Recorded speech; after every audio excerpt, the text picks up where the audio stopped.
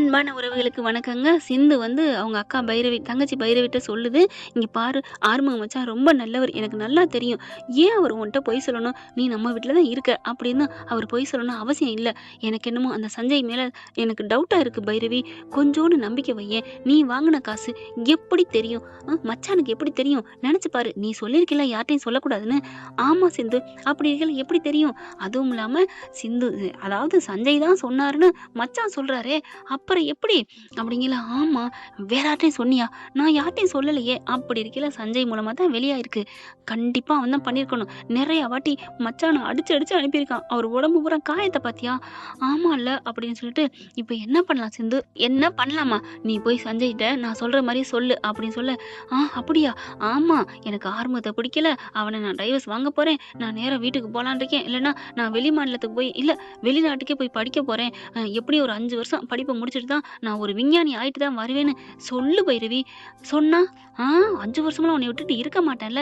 உண்மையிலே அவன் உன்னை லவ் பண்ணியிருந்தா முகம் ஒரு மாதிரியா போகும். நீ எங்கிட்டோ பார்க்குற மாரி அவன் மூஞ்சிய தான் பார்க்கணும். அடுத்து அதெல்லாம் வேணாம் பைரவி.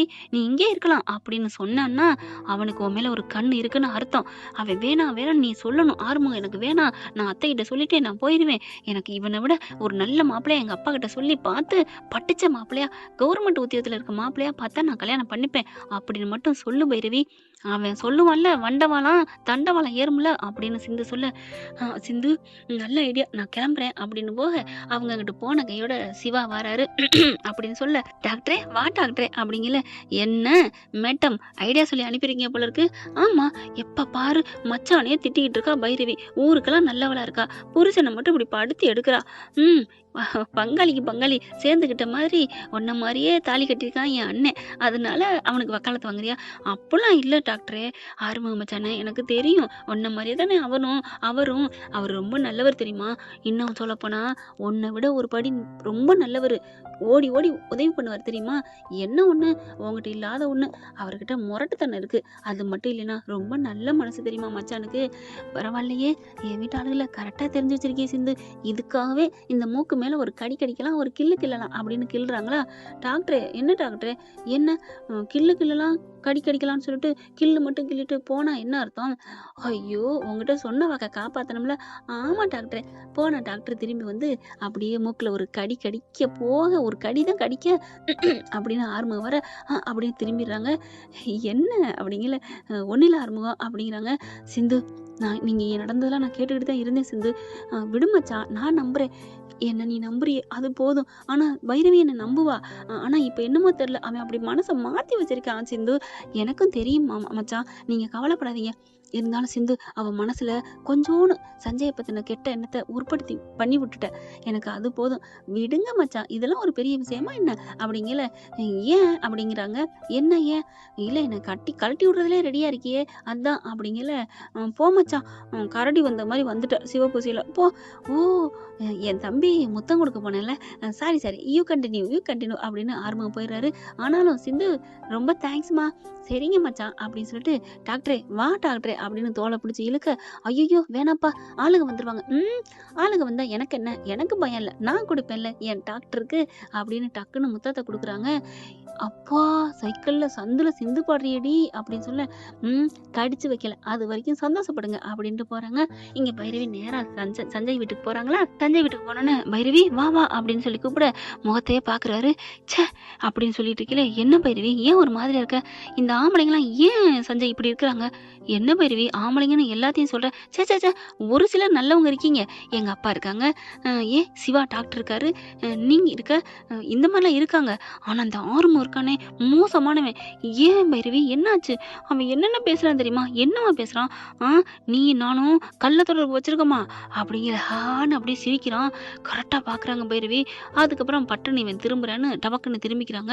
இங்க பாரு சஞ்சய், 20 லட்சம் கொடுத்தது நீ தான் சொன்னேன்னு சொன்னா, நான் நம்பலையே. அதுக்கப்புறம் நீ 2 பேரும் தொடர்புல இருக்கியான்னு கேட்டான். அப்படியே கேட்டானா? ஆமா, ஆமா சஞ்சய். அட பாவி! நான் சொன்னதுக்கு மேல கேட்குறானே! அப்ப அவன் மனசுல ஆசை இருந்திருக்கு. அந்த எண்ணம் இருந்திருக்கு. அதனால தான் கேட்டுருக்கான். இத அப்படியே ஊதி பெருசாக்க வேண்டியதான். அப்புறம் பைரவி, சொல்லு பைரவி. அப்புறம் என்னாச்சு? அப்புறம் என்ன நான் விடுவேனா என்ன?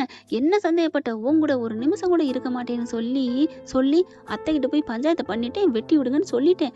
அப்புறம் அவங்களும் வெட்டி விடுறேன்னு சொல்லிட்டாங்க. அப்பாடா! எனக்கு இப்பதான் நிம்மதி அப்படின்னு சொல்ல திரும்புறாங்க. அப்படியே சஞ்சய், அப்பாடா! வெட்டிக்க போறாளா அப்படிங்கல. என்ன சிந்து சொல்ற மாரியே இப்படி பார்க்குறான், இப்படி சந்தோஷப்படுறான் அப்படின்ட்டு சரி இன்னும் சொல்லுவோம். சஞ்சய் படக்குன்னு சுதாரிச்சுக்கிறான். சொல்லுமா சொல்லு. அதனால நான் டைவர்ஸ் வாங்கிட்டு நான் எங்க அப்பா வீட்டுக்கே போயிரலான்னு இருக்கேன். போ பைரவி போ. அதான் உனக்கு நல்லது. ஐயய்யோ! என்ன சிந்து சொன்னதுக்கு மாறி சொல்றானே! அப்போ அவன் என்னை விரும்பலையா? போக சொல்றான் அப்படிங்கல. இன்னொன்னு பாக்கியிருக்கே. ஆமா சஞ்சய், வீட்டுக்கு போன கையோட எனக்கு பாஸ்போர்ட்லாம் இருக்கு. நான் ஃபாரின் போறேன். ஃபாரினுக்கா? அப்படின்னு மூஞ்சி சுருங்குது. ஐ! சிந்து சொன்னது நடக்குது. என்ன சொல்லு சொல்லு. ஃபாரினுக்கு எதுக்கு? நான் நான் 5 வருஷம் அங்கே படிப்ப முடிச்சுட்டு நான் ஒரு விஞ்ஞானியா தான் வரப்போறேன். என்ன பைரவி, நம்ம ஊர்ல இல்லாத செல்வ செழிப்பா அங்க போயிட்டு கண்டுபிடிக்கணுமா என்ன? நீ இங்கே கண்டுபிடி. உனக்கு நான் எல்லாமா இருக்கேன். ஆனா போயிராத போயிராத போயிராத பைரவி போயிராத. கண்மணின்னு வந்துருச்சுங்க. போயிராதன்னு சொல்ல அப்படியே தெரியுது இவர் ஒரு சைக்கோ மாரி ஆக, சஞ்சய் சஞ்சய் என்னாச்சு? நான் போறேன்னு சொன்னா உனக்கு என்ன? இல்ல அப்படின்னு சொல்ல, இங்க பாரு போயிட்டு வந்துட்டு எங்க அப்பாட்ட சொல்லிட்டு, இல்ல போறதுக்கு முன்னாடியே ஒரு நல்ல கலரா சிகப்பா படிச்சு கவர்மெண்ட்ல இருக்க மாப்பிள்ளைய பார்த்து, படிச்ச மாப்பிள்ளைய பார்த்து கல்யாணம் பண்ணிட்டு, நானும் என் மாப்பிள்ளையுமா வெளிநாட்டுக்கு போறோம். அப்புறம் என்ன, என்னை பத்தி யாருமே பயப்பட வேணாம். என் நண்பன் எனக்கு என் மேல உனக்கு எவ்வளவு அக்கறை அப்படிங்கல. பைரவி, நீ கல்யாணம் பண்ணிக்க போறியா? நல்ல கலரா சிகப்பா கவர்மெண்ட் உத்தியோகம் அதுதானே எதிர்பார்க்குற? ஆமா சஞ்சய். பாரு பைரவி, நான் பாரு இங்க பாரு என்ன, நான் இவ்வளவு கலரா இருக்கேன், அழகா இருக்கேன், ஹைட்டா இருக்கேன், வெயிட்டா இருக்கேன், கவர்மெண்ட் சம்பளம், அச்சடிச்ச சம்பளம்.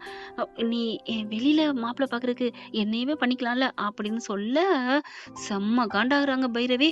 என்ன சஞ்சய், ஒரு ஃப்ரெண்டை பார்த்து இப்படிலாம் கேட்கலாமா? இல்ல பைரவி, ஃப்ரெண்டை தானே புரிஞ்சுக்க முடியும். அதனால கல்யாணம் பண்றது தப்பு இல்ல.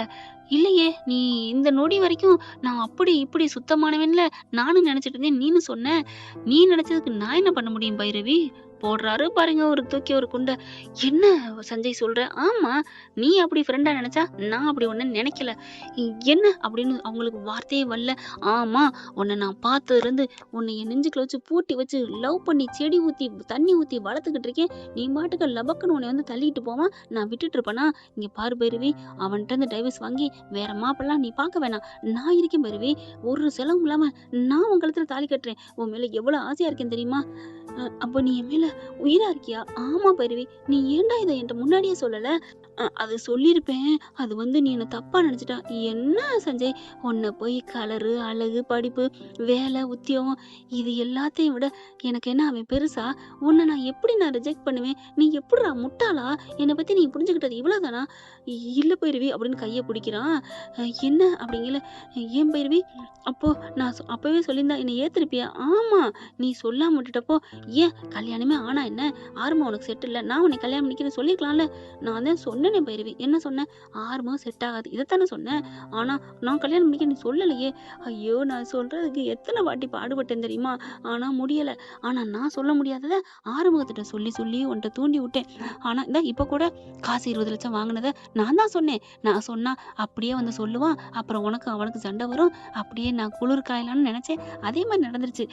Bhairavi Bhairavi I love you Bhairavi, I love you Bhairavi அப்படின்னு கையை பிடிக்க பாலார்னு உதறிட்டு சப்பு சப்புன்னு கொடுக்குறாங்க பாருங்க. பாவி துரோகி. போ, நீலாம் ஒரு மனுஷனாடா?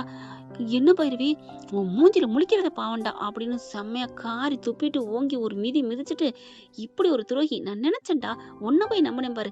நான் நினைச்சு வந்ததுக்கு மாறாயிடுச்சுல. ஐயோ, நான் என் ஆர்வத்தை நான் தப்பா நினைச்சிட்டேன்டா. இனிமே என் மூஞ்சில முழிக்காத, என் வீட்டு பக்கம் வராத. உன்னை நண்பனா நினைச்சதுனால இதோட விட்டுட்டு போறேன்.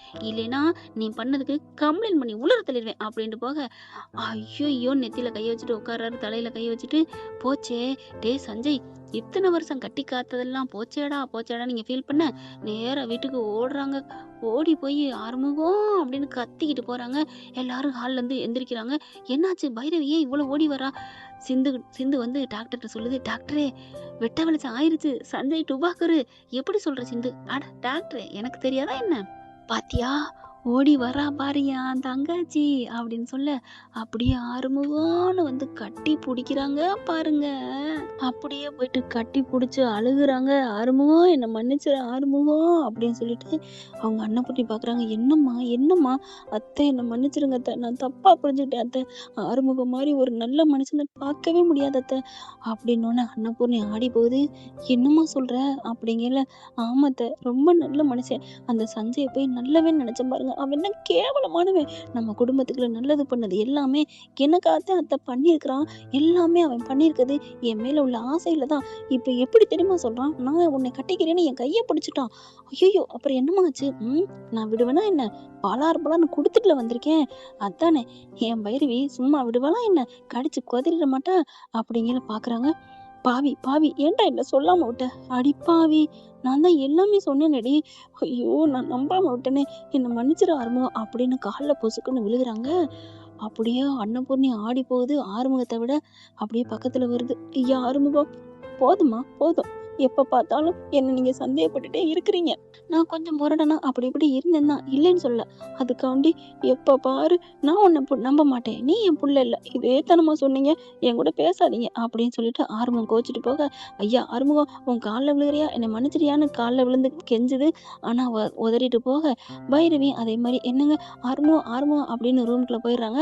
இங்க பார்த்தா இது எல்லாத்துக்கும் காரணம் என் ஆளு சிந்து தான் அப்படின்னு சொல்ல பைரவி வேகமா வெளில வருது. போன கையோட சிந்து நீ சொன்னதான் கரெக்டு சிந்து, என்னை மன்னிச்சிரு சிந்து, நீ சொன்னதை மட்டும் நான் கேட்காம இருந்தா என்ன ஆயிருக்கும், அடி பாவி அப்போ அக்காகாரி சொன்னதுனாலதான் நம்புனியாடி, பாத்துக்கங்கய்யா எல்லாம் உடன்பிறப்பத்தான் நம்புதுக அப்படின்னு இவர் நினைக்க சிவா பாக்குறாங்க. பைரவி நீ புரிஞ்சது வரைக்கும் சந்தோஷம், சிந்து சொன்னதை நீ நம்பாம இருந்தா என்ன ஆயிருக்கும். ஆமா சிவா நல்ல வேலை என் கண்ணை திறந்துட்டா, இல்லைன்னா நானும் கோச்சிட்டு போயிருப்பேன், அந்த சஞ்சயை நல்லவேன்னு நம்பியிருப்பேன், ரொம்ப தேங்க்ஸ் சிந்து அப்படின்னு கட்டி பிடிச்சிக்கிறாங்க. அதுக்கப்புறம் சரி போதும் யாழ நீங்களே கட்டி பிடிச்சிருந்தா எப்படி, அப்படியா சரி சரி என்ஜாய் பண்ணுங்க அப்படின்னு பைரவி சிவாவையும் சிந்துவையும் வாழ்த்திட்டு நம்ம பைரவி ரூம்குள்ள போறாங்க. ஆஹா நம்ம ஆள் போகுதே அப்படின்னு பின்னாடியே ஆர்வம் ஓடுறாரு. பைரவி பைரவி அப்படின்னு சொல்லிட்டு அங்க போன கையோட கதவை சாத்திட்டாங்க. சாத்திட்டு கோச்சிட்டு பைரவி வந்திருக்காளான்னு பார்த்தா படார்னு மறுபடியும் ஆர்வம் காலிலே விழுகிறாங்க. பார்த்தோன்னே பைரவி அப்படிங்கல, என்னை மன்னிச்சிரு ஆர்வம், என் தங்கச்சி புரிஞ்சாலும் கூட நான் உன்னை புரிஞ்சுக்காம விட்டேன், அப்படிலாம் நினைக்காத, என்னை இத்தனை வாட்டி அவன் உள்ள தள்ளினேன் தெரியுமா, நீ என்னை காப்பாத்திருக்கடா, நீ என் சாமிடா, என் தெய்வதடா, என் தேவதை அப்படி இப்படின்னு கட்டி பிடிச்சிக்கிறாங்க ரெண்டு பேரும். அங்கே பார்த்தீங்கன்னா அன்னபூர்ணி ஆறுமுகம் அப்படின்னு வர படக்குன்னு ரெண்டு பேரும் விலகுறாங்க. வந்துருச்சு பூஜையில் கரடி அப்படிங்கிற மாதிரி. ஆறுமுகம் என்ன மன்னிச்சிருப்பா அப்படியே திரும்பிக்கிறாங்களா, மன்னிச்சிட்டேன்னு சொல்லேன் அப்படின்னு பைரவி சொல்ல, ஓகே ஓகே நீ சொன்னா சரி, அம்மா நான் மன்னிச்சிட்டேன் போகலாம். என்னடா போகலான்னு உடனே சொல்ற, ஆமாம்மா நீ போ. ஓ நம்ம இடத்துல வந்துட்டோமோ, சரிப்பா நான் வர்றேன் அப்படின்னு போக போங்க அப்படின்னு சொல்லிட்டு கதவை சாத்திடுறாரு. சாத்திட்டு அப்படியே பைரவி பார்க்க, என்ன என்ன ஒரு மாதிரியா பாக்குற, என்ன பைரவி எப்ப பார்த்தாலும் திட்டிகிட்டே இருக்கிற, சாரி ஆறுமுகம் அப்படின்ட்டு ரெண்டு பேரும் கட்டிக்கிறாங்க. அப்படி ஒரு உல்லாச வாழ்க்கையை அனுபவிக்கிறாங்க. இங்க சிவாவும் சிந்து என்ன பண்றாங்க, அங்கே அங்கே ஷோ ஓடிட்டு இருக்கு, நம்ம மட்டும் எப்படி அப்படின்னு சொல்லிட்டு சிந்து தூக்கிட்டு அவங்க ரூமுக்கு போயிடுறாங்க. எல்லாரும் ஆக மொத்தம் சந்தோஷமா இருக்காங்க. ஆனா ஒரு ஜீவன் மட்டும் அங்கே துடித்து கொண்டிருக்கிறது. அந்த ஜீவன்லாம் சொல்லக்கூடாதுங்க, பேயின்னு தான் சொல்லணும். அது வேற யாரும் இல்லை, சிவாவோட அம்மா தாங்க. எப்படா அந்த வீட்டுக்குள்ள வர்றது, எப்படி இந்த குடும்பத்தை கெடுக்கிறதுன்னு மாஸ்டர் பிளான் போட்டுக்கிட்டு இருக்கு. ஓகே ஃப்ரெண்ட் பார்க்கலாம், இப்படி போனால் நல்லா தானே இருக்கும். இந்த பத்தி உங்களுக்கு பிடிச்சிருந்துச்சுன்னா உங்க பொண்ணான கையால ஒரு லைக்கை போட்டு சப்ஸ்கிரைப் பண்ணி ஆதரவு கொடுங்க அன்பு உறவுகளே. Thank you friend. இந்த வீடியோ உங்களுக்கு பிடிச்சிருந்தா தயவு செய்து லைக் பண்ணுங்க. இன்னும் அப்டேட்ஸ்க்காக சேனலை சப்ஸ்கிரைப் பண்ண மறக்காதீங்க. நம்ம கிட்ட இருக்க எல்லா சேனல்ஸோட லேட்டஸ்ட் வீடியோ அப்டேட்ஸ்க்காக மேல ரைட் சைடுல காட்டுற லிங்கை கிளிக் பண்ணி வாட்ஸ்அப் குரூப்ல ஜாயின் பண்ணுங்க. உங்களிடம் விடைபெறுவது நான்.